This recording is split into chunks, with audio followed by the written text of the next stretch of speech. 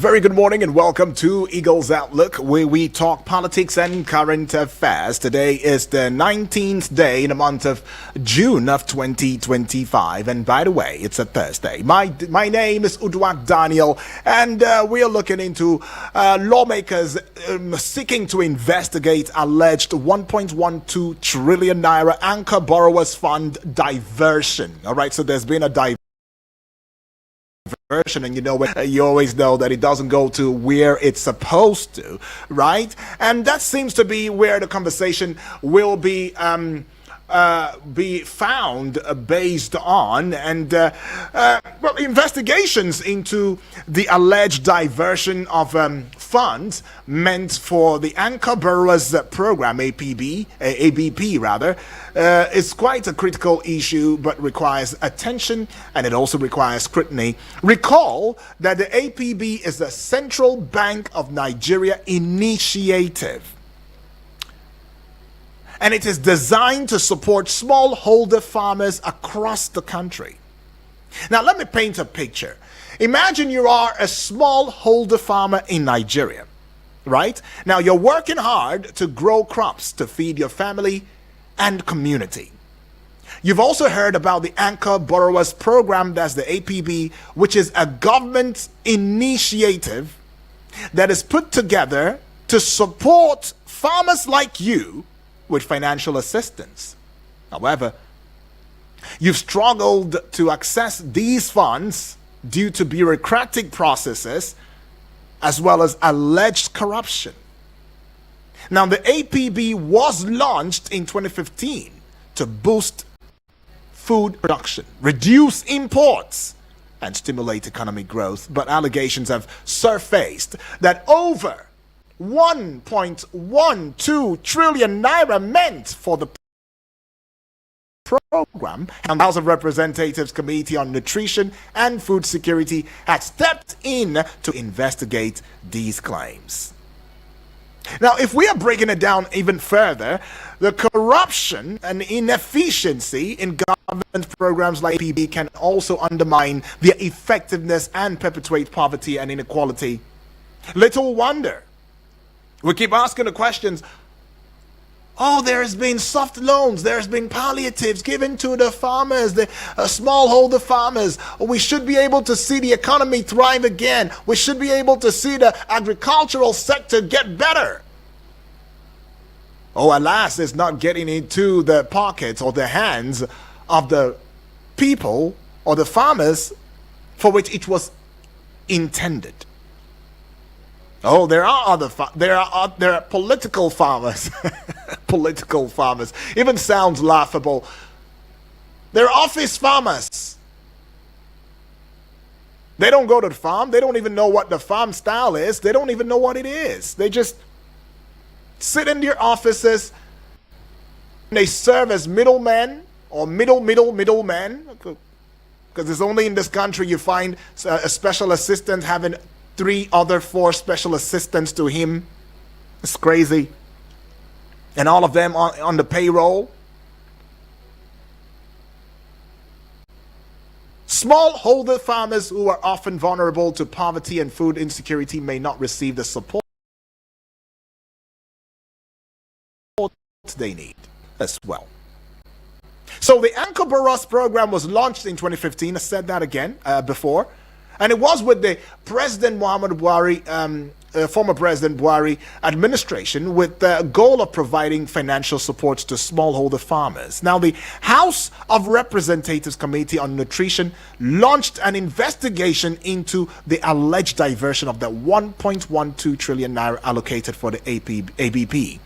So the committee expressed concern over the lack of transparency and accountability in the disbursement of funds by participating ministries, departments, and agencies, MDAs. Now, only 9 out of 24 participating financial institutions have provided sufficient evidence of their participation and fund utilization. Nersal Microfinance Bank is being scrutinized over the expenditure of 215 billion naira on agro-business. Now, you should also recall that many farmers in Nigeria have struggled to access the funds from the ABP.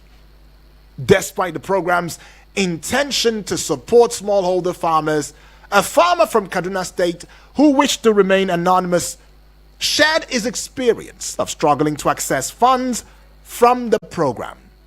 Now, he stated this, and I quote, he says, "The process was cumbersome and by middlemen," his account. This personal story is also highlighting the human impact of the issue and the need for transparency and accountability in the program. Also recall that it's faced allegations of fund diversion. I mean, historically, the issue of fund diversion in government programs is not new in Nigeria. But what really irks me in this discourse is the fact that they are not aliens that are given the responsibility to run these systems. Ministries, departments, and agencies, MDAs, they've been called out. Ministries, departments, and agencies been called out. The economic analysis to this is the fact that the alleged diversion of that 1.2 trillion naira from the ABP significantly has economic implications for Nigeria. Recall that the country's economy is heavily dependent on oil revenue, and the agricultural sector has been seen as the potential to contribute significantly to the country's GDP. However, it does seem as though corruption will not end. It does seem as though inefficiency, will seem as though incompetency in government programs is not stopping anytime soon, as these factors undermine the sector's growth and development. Socially, though, the ABP is designed to support smallholder farmers who are often vulnerable to poverty and food insecurity. I mean, you should also recall that many Nigerians rely on agriculture for their livelihood. I do too. And the program's effectiveness is critical to their well-being. However, there is always an however to it. Allegations of fund diversions, they've really raised concerns about the program's impact on beneficiaries. So if you wonder why the agricultural sector is not working, even with the enormous potentials that it carries, this is one reason, or one solid factor, why it is not. So it may not be about whether or not monies have been disbursed. Oh, they have. But how are these monies distributed? Are they really getting to the grassroots smallholder farmer? Or they are being siphoned, embezzled, or in this case, diverted, so to speak. Our guest, Mr. Benedict Olaleko Agunloye, he's an information and professional, policy and public affairs analyst. Welcome, Benedict. Good morning. Good morning, Mr. Benedict. How are you feeling today? Fine. Okay. I mean, following all that has been going on in Benue State and all of that, and here we are talking about a 1.12 trillion naira anchor borrowers fund diversion. How do you feel? Well, it only shows that we are not serious about food security. Basically, I think that is all that it shows. We're not serious? Because if we're not serious about food security, even with all of just interested in, even with all of the monies that has been, allocated to that sector? Well, you don't throw money at problems. I always say that. Yeah. You always say that. Throwing money does not solve a problem. Creating additional bureaucracy does not solve problems. What will solve problem is to understand what the issues are, is to look at the inefficiencies that are in the system and correct them, rather than creating brand new bureaucracies. Now, what we would see with the CBN is very clear. Yes, the law has given the CBN governor, we actually have needed an office or a new group or a new name from the CBN to run this. I do not agree. We have a Bank of Industry, we have a Bank of Agriculture, you have the Ministry of Agri. We have more than 21 research institutes. And there were known research in the past that had been done that are yet to receive funds. Right. We've had, so to a large extent, therefore, I think that we should have commissioned a study as to what needed to be done with money and where it should be plugged to, and not creating opportunity for what I cronyism. So it's more of the cronies of the CBN governor and people in power who have been able to take advantage of whatever rules that have been put in place. So to a large extent, all that has been done show that we are not serious about food security. Rather, we just wanted to throw money and pretend to be serious. But Mr. Now, Benedict, all manners of pretense will never yield results. Yeah, Mr. Benedict, if you say that we are throwing monies, the Nigerian, the listener, the family member listening now will not agree with you because there are processes, there are systems on ground that lead to the disbursement of monies. And these systems are called the due process. And these due processes have, so to speak, from what we are meant to believe, has been followed. And since it has been followed, one of those that have been indicted, have been mentioned, have been fingered, is the ministries, the departments, the agencies, the MDAs, who are supposed to be the drivers of these programs. So if you say we throw money, and yet it has gone through the due process, it's gone through the feasibility study, it has reached the hands of the MDAs, and now between the MDAs and the people for which it is intended, we don't see these things get to them. Do you still think we're throwing money? What we are saying is simple. There is the Nigeria Agri Insurance Corporation, established somewhere in 1989 or 90, and that has been there.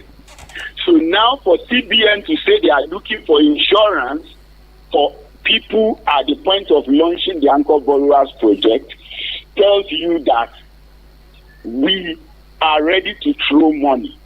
Because otherwise you would have looked at why is it that the National Agri Insurance Corporation, that is an established bureaucracy that has been there for years.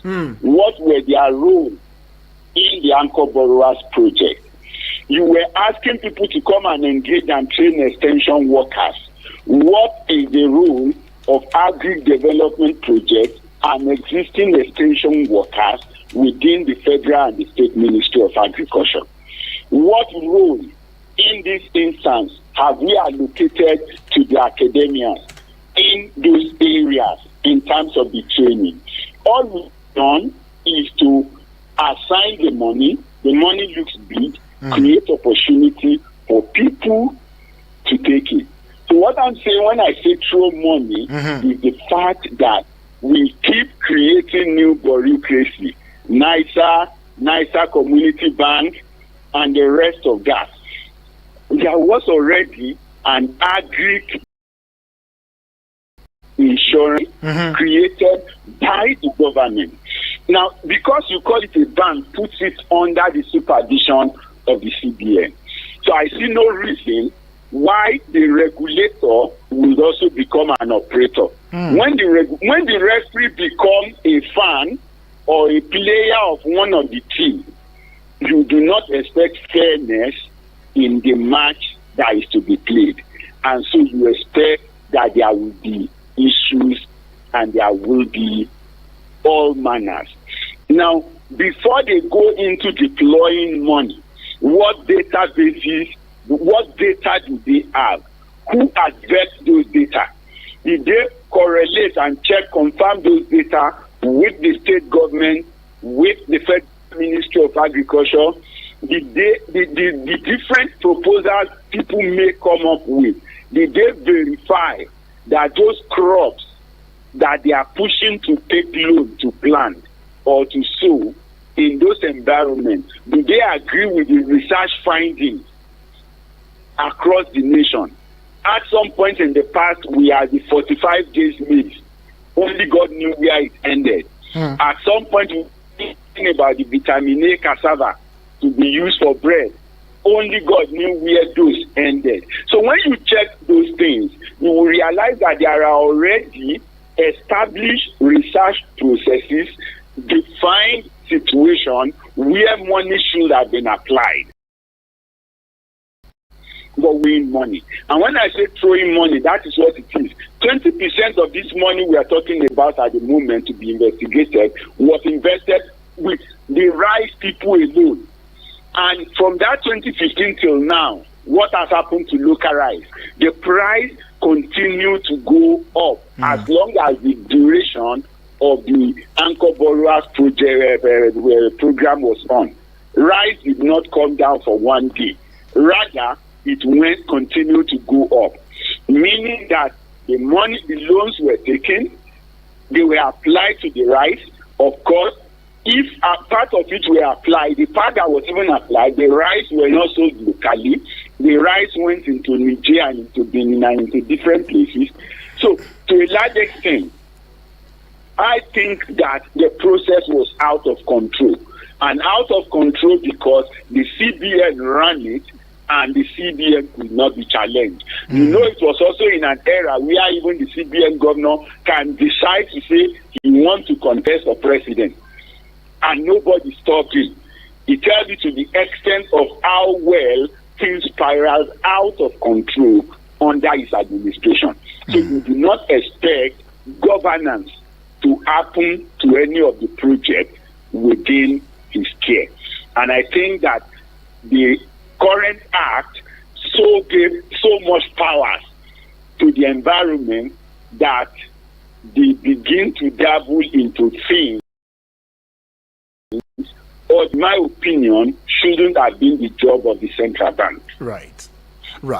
Well, anyways, we'll open the phone line so that we have the early comer family members to add their voice, to this discourse. Because if I understand you correct, Sir Benedict, it does seem as though this is part of a broader problem or challenge that we are facing, especially looking into the fact that the past administration has been marred with a lot of discrepancies and inconsistencies, not just in the agri sector, but in every other sector. And there are Nigerians who are saying, hey, can we just let the past be? Because if we want to begin to dig deep into that past, that we may not indeed find any evidence, so to speak. Now, it will take us years and years and years of talking back and forth without making any progress.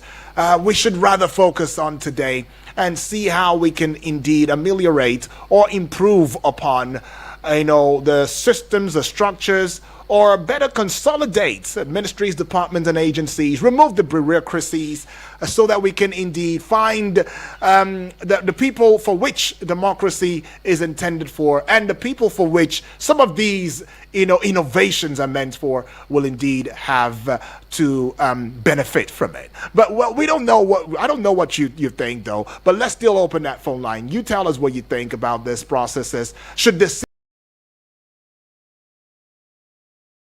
CBN as well? 907-353-0044 is that number to call. The other number would be 0908-766-8730. 8888. And the WhatsApp portal number is 0909 705 4450. Across social media platforms, we have a strong presence, Facebook as well as the YouTube, where we are hosting a television there at Eagles FM Abuja. Subscribe to the YouTube channel, give us a like, give us a following on the Facebook page wall, and then of course spread the wings across every other social media platform. We're still looking at the topical issue that bothers around and about lawmakers set to investigate 1.12 trillion naira anchor borrowers fund diversion. And a Nigerian family member now who listens will say, you know what? How come now, since 2015, that there is more to the anchor borrowers program than meets the eye?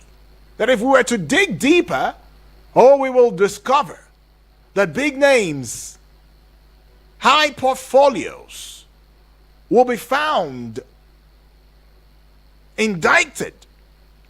But if we are to also look at this, some have said that the bulk of it, is lies with the CBN. And then it takes us to asking some very salient questions. What oversight role did the presentation of the APB? And then were there also lapses in the monitoring and evaluation framework that allowed the alleged diversion of funds to occur? And then what measures could be taken to strengthen the oversight role of the CBN and prevent, similar incidents, especially in the future, right? And how can governments also ensure that agricultural programs like the ABP are effective and sustainable in the long term? I mean, you mentioned NAIC, right? NAIC now in this very process. And NAIC doesn't seem to be an agency or a commission, or corporation rather, that has been on the front page of Nigerian newspapers. It just feels as though they are hidden away, and yet they are supposed to be performing a function. Do you think there should be a revisiting of some of these ministries, departments, and agencies to clear out the bureaucracies that may be indwelled? Well, the job will still go back to the lawmakers. Okay. Number one is when Anchor Borrowers Project was launched, in the opinions of some people, we have an active Senate led by Bukola Saraki. But where is the oversight function in ensuring that existing laws were adhered to? And when I mean existing acts, it is that we have an NAIC, we have a Bank of Agriculture, we have a Bank of Industry, who ordinary institutes, more than 20 of them in agriculture alone. You've got the ministry itself. They are where agri development projects at the federal and across the state and even some local government level. How were they taken along? So basically, for me, the National Assembly at the time failed woefully in their oversight function. Now, for those who think we should not talk about the past, I don't agree 100%. You need to learn from the past. If you get what I'm saying. Yes. We made a mistake as a nation in establishing more bureaucracies when you already have sufficient bureaucracies on ground. If you think that the existing bureaucracies are not doing their job, which is the insurance, the agri development, and the rest, then let's first of all scrap them and then create a new one that will possibly be autonomous, that will possibly not be bogged down by the inefficiencies and the challenges that have made the existing one not work. Not create new one while those ones are there and they are redundant. So the CBN for me can make provision of funds. It's called, I think, development financing. But that should have happened through the agri development project and the other existing agencies, which can be better managed and better monitored. But with the CBN running some of those things directly, and the CBN governor sitting there on the board of NISA, on the board of Anchor Borrowers, you have majority of those things happen directly from his office. Right. And to a large extent, when you look at the law, it is not so much responsible to direct supervision by people outside of him. So the CBN governor is more of a law to himself. And having allowed him, therefore, to establish so much within his environment, limits the need and the opportunity for supervision. So right. Obviously we need to look at what have we done in the past that was not properly done. Okay. Even if we are not going to start talking about people and issues. Of course, if they are going to do investigation, it's also simple. 75% of the said fund went to only 10 organizations, 1 state government and 9 others. And like I said, about 20% went to the rice producers alone. So to a large extent, I think that the need for investigation shouldn't be long. If the organization have not been properly engaged, some guys in CBN were responsible, some guys supervised by the then CBN governor were responsible for how they were engaged and how certain things were done. So you need to torchlight the process, and whoever was responsible to have done some due diligence, who did not do it, should actually be punished. So some of them today are getting international recognition for whatever they did in CBN in the name of anchor borrowers that did not actually go, because nobody has complained about the incompetency of their command and the misgovernance that happened at the time. Then it becomes a reference point for them to climb higher.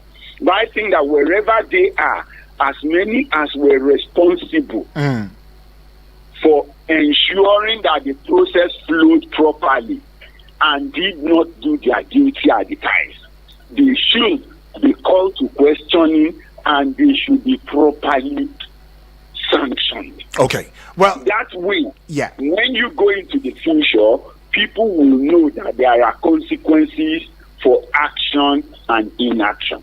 Awesome. Right there, we'll just go straight into the reactions from family members right there. And you're listening. You want to put a call through. The number you should stick to is 0907 353 0044. So we see a couple of messages now. See this one coming from my friend there, Unisad Anthony Bryan. It says, welcome to the guest in the studio. He's messaging from Abaji. It says 1.2 trillion naira is not judiciously used by agricultural production planning APP. Is an important symbol for National Assembly to investigate how these monies were used. Some of these resources did not actually get to the farmers. And already it has been claimed that farmers have been given loans with farming tools. Yes, with numbers. I tell you, Unisat, you'll see the numbers, the statistics here, and it makes you wonder where these statistics come from. But then he continues by saying, I support the national 2 trillion naira got missing. But because investigation is seen as one of the quality of governance. All right, Eunice right there. Samuel all the way from Kujay's also sending regards to you, Sir Benedict. And he says, the reason why this diversion of funds in the country continues like no man's business is because people are not properly punished for the crime or crimes they committed. We will only get it rightly in this country when both the leaders and the led start exhibiting sincerity and truthfulness in every areas of our lives. Thank you so much, all right, for keeping us updated. Thank you so much, my brother, too. Appreciate to you. But let's go to see what other family members are saying outside the shores of Nigeria. Keep in mind that, yes, Eagles FM Abuja is not just an Abuja station now. We are not just even a radio station. We are an institution, and we have gone global, right, via the Eagles app. So go on to the Google Play Store now, and you would find us right there. So across social media platforms as well as the world globally, we see some reaction now. This one is coming from Omolara. Okay, this one is coming from Omolara from Gwagwalada now. Says, how can we ensure that Anchor Borough's program benefits smallholder farmers directly rather than being diverted to middlemen or corrupt officials? Some of us tried to get into this program, but then we suffered a backlog. Okay, I see that, Omolara, thanks. And outside ABJ now, okay, this one here is in Ibadan, right? It says, how will the government address the issue of food insecurity in urban areas in the light of the alleged diversion of funds meant for agricultural programs. So quite a number of questions there. And this one here coming from Chinedu Okorafo in Lagos says, what support systems can be put in place to help farmers who are already indebted to microfinance banks like Nersal and struggling to repay loans due to crop failures or market fluctuations? I mean, Sir Benedict, there's a plethora of questions right here. Let's see which ones you can actually add your voice to, and then of course you've given some solutions though, but then you might want to give your conclusive thoughts on these. Well, I think that there are still programs in place for agri credit here and there. Okay. Although, again, you will see a lot of them still loaded with questionable issues. Mm-hmm. I think the Bank of Agriculture presently is trying to maybe give farmers some loan up to ₦1 million. But you will hear in some spaces where people are also saying between them and the bank, somehow somebody is insisting you have to pay 10% of what you are going to apply for in advance for business plan. Why do I need the borrower to recommend an agency or an individual to do business plan for me? I'm the one who owns my farm. I'm the one who is doing the business. So I knew what I want the money for. You don't even want me to pay you, right? Unless that individual or organization or structure do the business plan for you, you are likely not going to get the loan. I think that those are unfair practices, and those are things that need to be looked into. Right. If the farmers need to be taught what they have to do to be able to apply for loan and apply the loan correctly, let's have the lesson for them. Not that cronies or banks will sit down somewhere. Now that means if 100 people are taking the loan, out of the 100 million, 10 million goes to the consultant, and each of the farmers get 900,000 naira each. I don't think that is fair enough. Now, as for yes, investigation should be done. Those who are found culpable should be punished, and there should be strong recommendation going into the future to make sure that we engage available data, clean it up and build it up in doing whatever we have to do. Anchor Borrowers report will say over 4.6 million farmers were benefited or something like that. Yeah. But you are going to hear reports from some other states where people will tell you the money came into their account and disappeared the following morning. Wow. Or stuff like that. So a lot of malpractices here and there. So we should be looking more dispassionately at the loan we're not supposed to come in only at, and you realize that some big men decided in rice to engage in seedling production, and before you knew, the price for producing rice seedling went so high that by the time you give it to the farmer, the rice produced were not affordable to the people. So we need to look at the value chain as they have stated. Look at what the people are engaged with. Engage with data by local government, if possible by ward level. Let's have the community association. Let's have those with the contiguous land. Let's have those with the contiguous residents. And then agree on what is growable, what should be in different environments. Part of the fund for anchor borrowers should have been in cocoa and palm oil. I don't know where they have the palm produce or the palm plantation up till now. Do we still have? I was going to ask you. Do we even still have farmers, who are growing these kind of crops? Because there is a thought line coming from a family member, Turken Bihundu, all the way from Nasarawa State, saying it is unfortunate that the CBN agricultural program meant to help rice farmers turned out to be a mirage. 80% of the beneficiaries don't know the way to or the road to the farms. Corruption is so much that anytime programs like this comes up, corrupt people will hijack it and divert the funds. Only investigation is not enough. Those found wanting should face justice. And that's what Turkenby Do you agree? No, definitely people found culpable of diversion should be punished. Do you also agree Otherwise, that they are just 80% wasting time going forward? that 80% of the beneficiaries don't even know the ways to the farms? Well, from the process and the structure that was given, that is not impossible. Okay. That is absolutely not impossible. Okay. Because you look at who they call the anchor. Anchor are people who have evidence that they can be off-take.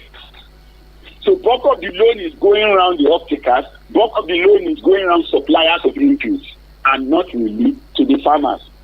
So from the process, when you look at the Anchor Borrowers program as defined by the CBN, from the document created, you will see that it was an opportunity for people who are well informed and well connected to create platforms to become big players. Right. And when you do that, somebody who does not have a foundation cannot build superstructure. So all they can do is the money comes in and the money goes out. And that's more of what it has been. And that's why we are saying go back to agri-cooperatives, go back to Bank of Agriculture, go back to the rather than CBN saying we are taking off 50%. I think CBN guarantee 50% of the loan. Yeah. So that percent will be written up by the CBN. Yeah. So basically, from that foundation, you already saw a lacuna that tells you that majority of the loan will end in bad loan. Yeah, Mr. Benedict, let's get to hear from this. Mr. Benedict. Hello, Yudi. Yeah, let's get to hear from a family member. Hello, good morning. Hello, good morning, Yudi. Yes. What's your name? Where are you calling from? My name is Soso. All right. Where are you calling from, Soso? From local government. Awesome. Talk to us, Soso. Less than a minute we have. Yudi, I first want to ask, how do you identify who is a farmer and who is not a farmer? Is it by genotype? Is it by just looking at the person? Is it by the paper I present? Is it by, you ask me and I say yes? Or what? How do you identify who is a farmer and who is not a farmer? By sitting in Abuja here or asking people to input data, which I know I can do anything. Okay, all right. How do you come up with that statistics? Right. And how do you expect to get a good result? I get that, Soso. Some question right there. Soso asked, how do you even identify who is the farmer, who's not the farmer? How did you come with your statistics? How did you come with it all? So much so that you present the statistics so flowery and make it seem as though everything is uhuru, is going well. Mr. Benedict, if you can, just 1 minute though, let's have your thoughts on this. No, basically, like I said, if the ADPs are there, the agri extension officers are there, and there are cooperatives and all manners within the localities. So it should have been that we are getting the data from the ward to the local government to the state. Not that people will come into Abuja and then you are giving one boy who knew nothing about agriculture to run a portal, and then you are registering on the portal and you are imputing information. It shouldn't be. We should make the existing structure work. Whatever is the inefficiencies that are in them, let's reduce the inefficiency by engaging with the system, not by creating new bureaucracy, which will amount to new level of overhead and even bringing in people who have maybe big English and big certificates without necessarily having an understanding of the fundamentals. Right, Sir Benedict. Appreciate it. It's always a case of people, process, and technology. If the technology does not match with the people, if the process does not connect with the people, the result will always be a failure. Right. The part that got me is the people who come around and speak big English and bring big portfolios and everything really got me. But yes, it is still the reality. Thank you so much, Sir Benedict Lalekwangunoye. You are an information professional, a policy and public affairs analyst, and you've always come through, and we appreciate this about you. Thank you. Thank you. We look forward to more conversations as we drive national unity and see that indeed we one nation, and work towards it effectively. Thank you, far too kind. Right, and to each and every one of us too that have also added our voices to the discourse, thank you. You are indeed the real MVPs, and we don't take you for granted. Coming up will be other programmings, and don't forget, on the flip side of 10, we'll come on here with a general open banter. And at 11 o'clock, of course, let's talk about how we bridge the gap between the people and government.